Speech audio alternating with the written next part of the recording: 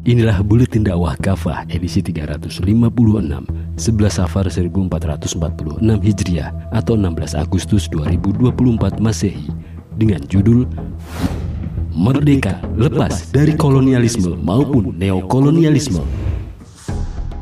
Meski konteksnya adalah membandingkan Istana Negara di Jakarta dan Bogor dengan Ibu Kota Negara atau IKN di Kalimantan Timur atau Kaltim, tentu menarik pernyataan Presiden Jokowi baru-baru ini. Jokowi menyebut Istana Negara di Jakarta dan Bogor pernah dihuni pemerintah kolonial Belanda. Jadi bau-bau kolonial selalu saya rasakan setiap hari dibayang-bayangi, kata Jokowi dalam video yang diunggah di kanal YouTube Sekretariat Presiden. Boleh jadi pernyataan Jokowi ini sekedar ingin menambah daftar argumentasi tentang pentingnya memindahkan ibu kota negara dari Jakarta dan Bogor yang dianggap sebagai warisan kolonial ke IKN di Kalimantan Timur yang merupakan hasil produk anak bangsa. Dengan pernyataan itu, Jokowi seolah ingin memberikan kesan bahwa pembangunan IKN di Kaltim merupakan simbol untuk melepaskan bangsa ini dari belenggu kolonialisme. Padahal jelas, IKN lebih merupakan simbol kolonialisme itu sendiri, tepatnya neokolonialisme. Ironisnya, neokolonialisme itu dilakukan oleh rezim penguasa terhadap rakyatnya sendiri, terutama rakyat Kaltim di sekitar IKN. Mereka tergusur dari lahannya dan terancam kehidupannya. Belum lagi adanya izin kepada para investor untuk menguasai lahan IKN hingga 150 tahun yang telah diatur dalam Peraturan Presiden Nomor 63 Tahun 2023. PP yang kental dengan aroma busuk kolonialisme ini seolah melengkapi aturan Undang-Undang Cipta Kerja, Undang-Undang Nomor 11 Tahun 2020. Undang-undang yang juga ada bau-bau kolonialnya ini memberikan izin penguasaan lahan oleh para investor, terutama melalui skema hak pengelolaan atau HPL hingga 90 tahun. Neokolonialisme mencengkram negeri ini. Kolonialisme identik dengan imperialisme atau penjajahan. Sejumlah negara seperti Inggris, Amerika Serikat, Perancis, Spanyol, Portugal, dan Belanda pernah menjadi kekuatan kolonial pada masa lalu. Bangsa dan negeri ini adalah di antara yang pernah merasakan penderitaan di bawah kolonialisme barat selama ratusan tahun sebelum akhirnya meraih kemerdekaannya pada tanggal 17 Agustus 1945. Namun demikian, tanpa banyak disadari, kemerdekaan Indonesia pada tahun 1945 sesungguhnya menandai era neokolonialisme baru di negeri ini. Neokolonialisme atau neoimperialisme atau penjajahan gaya baru adalah upaya negara-negara maju atau kekuatan global untuk melakukan kontrol terhadap negara-negara berkembang atau bekas koloni, meskipun secara formal negara-negara tersebut telah merdeka. Neokolonialisme dilakukan tanpa kekuatan militer, tetapi melalui dominasi ekonomi, politik, budaya, dan ideologi. Jelas, Indonesia saat ini masih dicengkram oleh neokolonialisme atau neoimperialisme, meskipun secara resmi negara ini telah merdeka sejak 79 tahun yang lalu. Beberapa indikatornya antara lain. Pertama, ketergantungan ekonomi. Indonesia memiliki ketergantungan pada investasi asing dan perdagangan internasional. Buktinya, banyak perusahaan multinasional seperti Freeport, ExxonMobil, BP, Shell, Chevron, dan lain-lain yang beroperasi di Indonesia, terutama di sektor sumber daya alam seperti pertambangan, energi, dan perkebunan. Freeport misalnya, selama puluhan tahun hingga saat ini telah menguasai dan menguras jutaan ton emas di Papua. Chevron pernah menguasai dan menguras blok rokan, lapangan minyak terbesar di Indonesia. BP menguasai dan menguras LNG tangguh di Papua. Banyak perusahaan swasta nasional maupun asing juga mengeksploitasi hutan dan lahan perkebunan yang sering lebih memberikan keuntungan besar kepada mereka dan merugikan rakyat. Ditambah lagi kerusakan akibat eksploitasi sumber daya alam yang menciptakan bencana ekologis. Kedua, ketergantungan pada utang luar negeri. Indonesia memiliki utang luar negeri yang cukup besar, ribuan triliun rupiah, baik kepada negara-negara lain maupun kepada lembaga-lembaga internasional seperti IMF dan Bank Dunia. Beberapa program bantuan untuk pinjam dari lembaga-lembaga ini sering datang dengan syarat-syarat yang dapat mempengaruhi kebijakan ekonomi domestik, seperti keharusan liberalisasi dan privatisasi sektor-sektor publik seperti sumber daya alam. Ketiga, dipengaruhi kebijakan politik asing.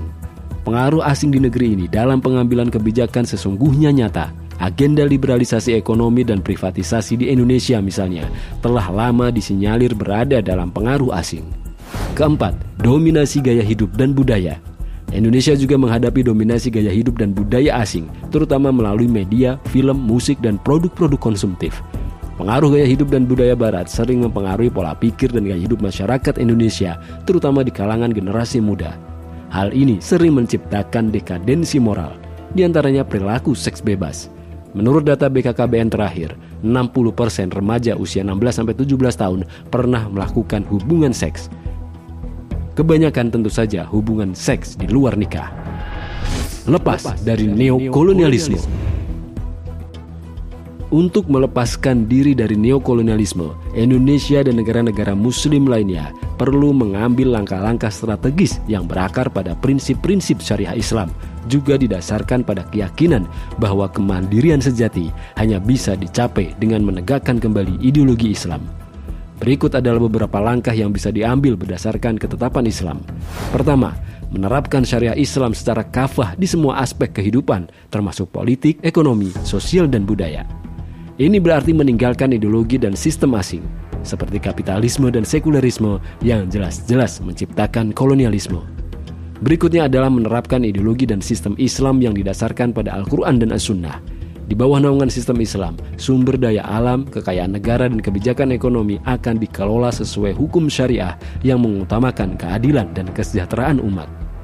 Allah SWT berfirman dalam Quran surat Al-Ma'idah ayat 48 yang artinya, "Hendaklah kamu memutuskan perkara di antara mereka menurut wahyu yang telah Allah turunkan, dan janganlah kamu mengikuti hawa nafsu mereka dan meninggalkan kebenaran yang telah datang kepadamu." Kedua, membangun ekonomi mandiri berbasis Islam dengan menghindari ketergantungan pada utang luar negeri atau investasi asing yang bersyarat. Sistem ekonomi Islam menekankan keadilan, distribusi kekayaan yang merata, larangan riba, dan pemanfaatan sumber daya alam yang adil dan berkelanjutan. Karena itu pengelolaan sumber daya alam wajib dilakukan oleh negara, haram diserahkan kepada pihak swasta termasuk ormas dan asing, untuk kepentingan seluruh rakyat, bukan untuk kepentingan segelintir orang atau perusahaan swasta dan asing. Rasulullah SAW pernah bersabda, kaum muslim sama-sama membutuhkan 3 hal, hutan, air, dan api. Hadis riwayat Abu Daud dan Ahmad. Hadis ini dijadikan dalil oleh para ulama, antara lain Al-Alamah Al-Qadhi Syekh Muhammad Taqiyuddin An-Nabhani, bahwa sumber daya alam tak hanya ketiga jenis yang disebut dalam hadis tersebut, seperti tambang yang menguasai hajat hidup orang banyak, adalah bagian dari kepemilikan umum. Ketiga, menegakkan keadilan ekonomi dan sosial. Negara harus memastikan bahwa kebijakan ekonomi dan sosial yang diambil tidak menguntungkan satu kelompok tertentu, apalagi pihak asing, tetapi harus diserahkan untuk kemaslahatan seluruh lapisan masyarakat. Allah SWT dalam Quran surat Al-Hasyr ayat 7 berfirman, yang artinya, agar harta kekayaan itu tak hanya beredar di kalangan orang-orang kaya saja di antara kalian.